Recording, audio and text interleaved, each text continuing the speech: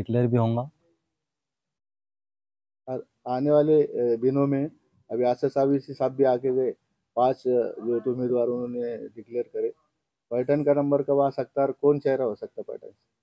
Pattern से अभी इच्छुक में हमारे पास अभी 2-3 उम्मीदवार आ चुके हैं, जैसे हमारे एडवोकेट अजहर पटेल भी है, मैं बाइस तालुका अध्यक्ष, मैं भी इच्छुक उम्मीदवार हूँ।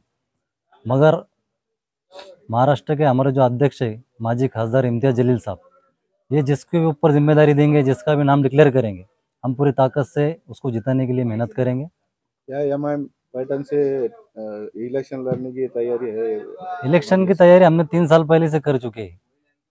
मैं तालुका अध्यक्ष 4 साल पहले से, जब से पार्टी में आया हूँ 5 साल पहले मैं, उसके बाद में जब मुझे तालुका अध्यक्ष बनाया गया, मैं 3 साल पहले से विधानसभा की तैयारी में लग चुका हूँ। ये विधानसभा में कौन कौन से समाज का समर्थन मिल सकता है आप? देखो, हम मजलिस एक ऐसी पार्टी है, एक ऐसी सियासी जमात है, हर समाज को लेकर चलने वाली जमात का नाम मजलिस इत्तेहादुल मुस्लिमीन है। हम हर समाज का काम करते हैं, इसमें जातिवाद का कोई हमारे इसमें विषय आता ही नहीं। अभी हम पटन तालुके के अंदर आधार कार्ड हो, मतदान कार्ड हो, राशन कार्ड के ताल्लुक से हो, पुलिस स्टेशन की कोई इश्यूज हो, कलेक्टर, कमिश्नर, तुम्हारे तहसीलदार, यानी ज़िले के अंदर भी अगर कुछ होता है, हम हमारे तालुके के अंदर जो हमसे होता है वो हैंडल करते। ज़िले के लेवल पे होता है, हम जिला सदर को बताते हैं, जिला सदर हमारे माजी खासदार इम्तियाज जलील साहब को बता के हम सब लोगों की मदद करते हैं। जिले के जो अभी फिलहाल में खासदार है वो पैठण से प्रॉपर से है, उनका विधानसभा क्षेत्र पैठण रह जी, चुका है। आने वाली इलेक्शन एमआईएम को या और पार्टी को हार जाएंगे ऐसा लगता है? एमआईएम को तो हार नहीं जाएंगी, क्योंकि एमआईएम ने पटन तालुके में खासदार तो अभी संदीपान मुमरे साहब अभी बने हैं, पहले तो एमएलए थे। हमने 3 साल पहले विधानसभा की तैयारी कर चुके हैं, और पब्लिक का पूरा जोर एमआईएम की तरफ से इस बार, कि उनको 25 साल से वो तंग आ चुके हैं ऐसे शख्स से जिसने विकास के नाम पे लोगों में सिर्फ जातिवाद किया है, मगर विकास नहीं किया है। एमआईएम क्या एजेंडा लेकर आने वाली विधानसभा को सामने जाने वाला है? एमआईएम लोगों के जो इश्यूज है, नौकरी का सवाल है, कहीं पानी का मसला है, पटन तालुके में लाइट की वो समस्या है, ये हर समस्या को लेके विधानसभा में हम पूरी तैयारी से उतरने वाले हैं। आपने अभी बोला है पैठण को पानी की बहुत बड़ी किल्लत समस्या है। मराठी में एक म्हण है, धरण उशाला आणि कोरड घाशाला, बराबर, उसकी जैसा इसका प्रॉब्लम है। ऐसा ही प्रॉब्लम है गंज, आप बता रहे हैं, सही बात है कि धरण हमारे पटन में ही है, लेकिन आज भी मेरे गांव में, चीते गांव में चलो, आज पीने के लिए पानी नहीं है। अभी हाल ही में जो तो पैटर्न का माहौल खराब करने की कुछ शरपसंद लोगों ने कोशिश की थी। आपने जानबूझकर जानबूझकर अभी पटन का माहौल खराब करने की पूरी पूरी साजिश यहाँ पे राजकारणी लोग कर रहे हैं। अभी हाल ही में बिड़किन में भी ऐसा ही हुआ, कारगिल में भी यही मसला हुआ। हमारे वकील साहब ने खुद कारगिल का भी मसला हैंडल करे, बिड़किन का भी हैंडल करे। ये जानबूझकर इसलिए खराब करना चाहते हैं कि वहाँ पे उनको मालूम है कि मजलिस की एमआईएम की ताकत पूरी बढ़ चुकी है, मजलिस का सीट निकलने वाला है, चुन के आने वाला है, इसलिए जानबूझकर वहाँ पर शिंदे गुट की तरफ से हो, उद्धव ठाकरे गुट की तरफ से हो, अजित पवार गुट की तरफ से हो, पैठण का माहौल खराब करने की पूरी पूरी कोशिश अभी की जाती है। हाल ही में जो तो संदीपान भुमरे रामगिरी महाराज को मिलकर आए, क्या कहेंगे इस पर? मैं हमारे पैठण तालुके के पूरे मुसलमानों को, जो गैर मुसलमान, उनको ये मैसेज देना चाहता हूँ कि हमारे नबी के शान में अगर कोई गुस्ताखी करता है, हम सब कुछ बर्दाश्त कर सकते हैं, लेकिन हमारे हुजूर के शान में अगर कोई गुस्ताखी करे, हम कतई इसको बर्दाश्त नहीं करेंगे। और वही हमारा जो आज जो हमारे पैठण का एमएलए अभी एमपी बन चुका है, वो वही रामगिरी को जाकर मिल रहा है जिसने हमारे नबी के शान में गुस्ताखी कराए। मैं वो मुसलमानों को पहले मैसेज देना चाहता हूँ कि मुसलमानों समझ जाओ, सुधर जाओ। अब तुम उसके पीछे घूम रहे, स्टेटस लगा रहे बापू के, भुमरे साहब के, कि आएंगे ये छीन के आएंगे, तो ये चीज़ों से दूर होकर अपने नबी के शान में जिसने गुस्ताखी किया है उसको इस बार गिराना है तो गिराना है। वकील साहेब, सर्वप्रथम आमच्या चॅनलमध्ये तुमचं स्वागत आहे। सध्या महाराष्ट्रामध्ये नितेश राणे हे भाजपचे आमदार आहेत, यांनी अहमदनगरला एक वक्तव्य केलं, मस्जिदीमध्ये घुसून मारण्याचं त्यांनी वक्तव्य केलं। त्याबाबत अजून त्यांच्यावर कायदेशीर कारवाई झाली नाही। आपण स्वतः कायद्याचे तज्ज्ञ आहात, वकील आहात, या घटनेकडे आपण कसं बघता? भरपूर ठिकाणी याच्यामध्ये एफ-आय-आर लॉन्च झालेले आहे आणि सुप्रीम कोर्टची जी गाईडलाईन्स आहे त्याच्यानुसार एक एफ-आय-आर सुद्धा सफिशियंट असते कारवाई करण्याकरता। या ठिकाणी जे गुन्हे दाखल झालेले आहेत तर त्या गुन्ह्यामध्ये सुद्धा पोलिसांनी चांगल्या प्रकारे काम केलं नाही आहे आणि कुठेतरी राणेला याच्यामध्ये स्पेस दिलेला आहे। आणि राणे हा एक काही नसून हा फक्त बोलका पोपट आहे। खरं सांगायचा विषय असा आहे. कारण की आता झालेलं महाराष्ट्राचं सिच्युएशन असं आहे, यामध्ये मनोज जरांगे पाटील साहेबांनी जो तयार केलेला हे जे आहे स्टँड आहे त्यांचा, त्यांच्या पाठीमागे खूप सारे लोक मराठा समाज त्यांच्यासोबत आलेले आहेत. आणि भाजपला इलेक्शन लढवायची असेल तर कुठं ना कुठं जातीपातीचं इलेक्शन करावं लागतं. या ठिकाणी त्यांनी मराठा चेहरा समोर आणला आहे आणि कुठंतरी मुस्लिम समाजांना डवसण्याचं काम ते करतायत.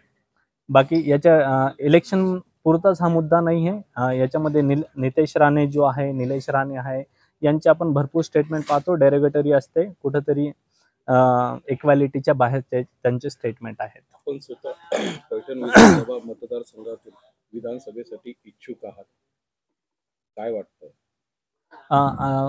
तसं बघावं तर असं चॅलेंजिंग आहे असं सांगता येणार नाही का खूपच सोपं आहे. कारण की भुमरे साहेब जे आहे ते ऑलरेडी त्यांचं तिथं भरपूर त्यांनी राजकारण त्यांचं तिथं चाललेलं आहे सर्व. तर आहे डिफिकल्ट आहे, परंतु आम्ही फेस करायला तयार आहे. यंगस्टर आमच्यासोबत चांगल्या प्रकारे आमच्यासोबत येत आहेत. खूप सारे इश्यूज आहे, हे मॅच्युअर लोक आहेत, त्यांना सगळं कळलेले इश्यूज आहे. आपण कोणत्या पक्षाकडून मी मी मी इच्छुक MIM पक्षाकडून इच्छुक आहे आणि त्याप्रमाणे मी सुद्धा काम सुद्धा ग्राउंड लेवलवरती मी काम चालू केलेले आहे. आमच्या तालुक्याचे जे अध्यक्ष आहे हे सुद्धा आमच्या सोबत आहे आणि आम्हाला मॅसिव्ह असं रिस्पॉन्स भेटतंय. असं नाही की आमच्यासोबत लोक नाही, भरपूर लोक आहे. एक नवीन चेहरा त्यांना लागतोय आणि कुठेतरी ते आमच्या याच्यामध्ये त्यांना होप्स आणि आशा दिसत आहेत.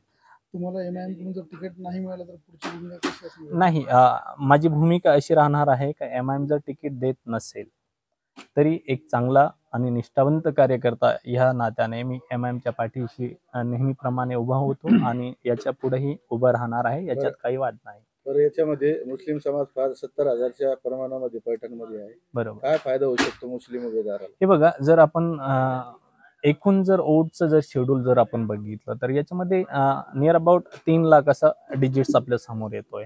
आणि याच्यामध्ये उमेदवार जे आहेत, मला असं वाटतं कुठे ना कुठे येथे बंडखोरी होण्याचे भरपूर चान्सेस आहेत. आणि जर बंडखोरी झाली तर याचा निश्चितच फायदा MIM पक्षाला आणि उमेदवाराला होण्याची दाट शक्यता आहे. 15 ते 20 वर्ष आमदार राहिलेले संदीपान भुमरे एकीकडे सांगतात की मी मुस्लिमासोबत आहे आणि दुसरीकडे जे मोहम्मद पैगंबर जे पैगंबरच्या विरोधात ते वक्तव्य करणारे महाराजांचा जाऊन भेटतात. का मतदान करावं मुस्लिम समाजाने भुमरेला? हे जे भुमरे साहेबाचं जे त्यांचं हे आहे मुस्लिम समाजासोबत आहे, मला असं वाटतं हे फक्त तोंडापुरतं मुस्लिम समाजासोबत आहे. आणि खरं सांगायचं तर हे फक्त मुस्लिम समाजासोबत आहे सांगतात, यांच्या हे मराठा समाजासोबत आहे. मराठा समाजासोबत सुद्धा हे नाहीये. हे फक्त दाखवायला मुस्लिम आणि मराठा समाजासोबत आहे. मराठा समाज जे आहे हे गेले भाजपमध्ये आणि मनोज जरांगे पाटलांसोबत जे आहे ते मराठा समाज आहे. तर यांचा कुठेतरी डिस्टर्बन्स झालेला, इम्बॅलन्स झालेला सगळ्यांना दिसतंय. तर याच विधानसभा लागल्यानंतर MIMने कधी उमेदवार दिली ती किती फायदा होऊ शकतो? कारण महाविकास आघाडी महायुतीचे उमेदवार उभा राहणार, काही बंडखोर पण राहणार आहे. MIMला काय फायदा होऊ शकतो? MIMला डिवाइड अँड रूल जर झाला थोडंफार तर MIMला निश्चितच फायदा होईल आणि ते फायदा आपण बघूया. आपल्याला असं वाटतं का आजपर्यंत सर्व राजकीय पक्षांनी मुस्लिम समाजाचा फक्त मतांसाठी वापर करून घेतला आणि MIM हा जो पक्ष हा मुसलमानांसाठी काम करतो, समाजासाठी काम करतो, काय वाटतं? स्पष्ट होतं. MIM जो पक्ष आहे याचं फक्त मुस्लिम समाजासाठी MIMचं काम नाही. याचा फक्त मुस्लिम समाजासाठी काम नव्हे तर सर्व समाजांसाठी, वंचितांसाठी, जे दुर्बल घटक आहे यांच्यासाठी MIMचं काम आहे. तर स्पेसिफिकली हा पक्ष फक्त मुस्लिम समाजासाठी नाहीये, मी इथं स्पष्ट करू इच्छितोय त्या आपल्या माध्यमातून. माग काही आता MIMने उमेदवार उभे केले ग्रामपंचायत मध्ये 73 अपक्ष उमेदवार निवडून आलते ज्यावेळेस पहिले निवडणुका झाल्या. या विधानसभेमध्ये काय फायदा होऊ शकतो MIMला? हे बघा, MIMचं असं लोक सांगतात की MIM मुळे दुसऱ्या पक्षाला फायदा होत आहे. तर जे इंडिपेंडेंट जे आहे, जे म्हणतात का आम्ही सेक्युलर पक्ष आहे, तर यांना नुकसान होत आहे निश्चितच. तर ह्या लोकांनी MIMला सोबत घेण्यास काय यांचा विरोध आहे? यांनी काहीतरी MIM स्वतः आमचे जे आहे माजी खासदार इम्तियाज जलील साहेब यांनी सांगितलेलं आहे की आम्ही तुमच्या सोबत यायला तयार आहे, कारण तुम्हाला जास्त नुकसान होत आहे आणि तुम्ही उद्या आमच्यावर बोट दाखवणार आहात, म्हणून आम्ही आजच तुम्हाला प्रस्ताव देतोय की आम्ही तुमच्या सोबत येतोय. परंतु एवढं असून सुद्धा त्यांच्याकडून आम्हाला काही रिस्पॉन्स भेटलेला नाहीये. तर या ठिकाणी दिसून येतं का फक्त हे काहीतरी MIMच्या नावाने काहीतरी खडे फोडायचं काम हे करतायत. तर याच्या अगोदर विधानसभा निवडणूक झाल्या, जे पदाधिकारी होते यांना ढवळून एमआयएमने दुसऱ्याला उमेदवारी दिली. यावेळेस तुम्ही जे कार्य करतात, तुम्हाला ढवळून दुसऱ्याला उमेदवारी दिली, तुम्ही काम करणार का ते त्याचं? ते ते बिलकुल काम करायला आम्ही तयार आहे. कारण की याच्यामध्ये काय आहे, MIM शेवटी समाजाचं काम करते आणि समाजाचं काम करण्यासाठी आम्ही मागे कशाला हटायचं. आम्ही सोबत राहू, निश्चितच राहू. आणि जो पक्ष जो इंडिपेंडेंटली आणि समाजासाठी काम करतो, आम्ही त्याचा विरोध सुद्धा कशाला करायचा. तुम्ही एक ॲडव्होकेट आहात. तुम्ही ॲडव्होकेट करता करता तुम्ही राजकीय याच्यामध्ये येण्याचा काय निर्णय घेतला? असं का वाटलं तुम्हाला का आपण राजकीय क्षेत्रात उतरावं? नाही, खूप साऱ्या समस्या आहे.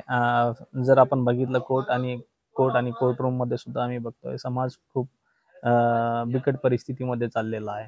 आणि याचा जर मूळ जर आपण कणा बघितला तर आपल्याला स्पष्ट दिसून येतं का फक्त हा पॉलिटिकल अब्यूज झाल्यामुळेच हे या ठिकाणी लोकांवर ही वेळ आलेली आहे. तर ज्या ठिकाणी जिथून ही वेळ आलेली आहे, मला असं वाटतं कुठेतरी त्या ठिकाणी जाऊन काहीतरी समाजाचं चांगलं करता यावं, यासाठी मी या क्षेत्रात आलेलो आहे. एमआयएमने तुम्हाला तिकीट दिल्यास तुमची काय तयारी आता, म्हणजे निवडणूक लढवण्यासाठी काय तयारी केलेली आहे? तयारी भरपूर आहे. पब्लिक कॉन्टॅक्ट चालू आहेत. पर्सनली आमच्या मीटिंग्स होत आहेत. आम्ही पर्सनली त्यांच्या घरी जाऊन भेटीगाठी आमच्या चालू आहेत आणि लोकांचं चांगलं सपोर्ट आम्हाला दिसून येतं. या ठिकाणी अजून एक आपण जो प्रश्न केला आहे, मी त्याला इन रिप्लाय मी तुम्हाला सांगू इच्छितो की MIM आपलं भुमरे साहेबाचं जे रोल आहे मुस्लिम समाजाविरोधात, तर आपण जर बघितलं, आता बिडकीनमध्ये एक इन्सिडेंट झालेलं होतं. बिडकीनमध्ये इन्सिडेंट झालं, त्याच्यानंतर कारगिलमध्ये इन्सिडेंट झालं आणि तालुक्यात ब्रह्मणगाव जो गाव आहे त्या ठिकाणी सुद्धा जे आहे तर बकरीदच्या वेळेस इन्सिडेंट झालेले आहेत. तर या ठिकाणी जर आपण बघितलं तर कुठे ना कुठेतरी पॉलिटिकल प्रेशराईज होऊन प्रशासन पॉलिटिकल प्रेशरमध्ये काहीतरी मुस्लिम समाजाचं त्यांच्या विरोधात काम करण्याचं काम करतो, हे मी स्वतः आणि स्पष्ट बघितलेलं आहे. यावेळेस बापू भुमरे उमेदवार राहणार अशी चर्चा आहे शहरामध्ये. कशी फाईट देणार तुम्ही बापूला?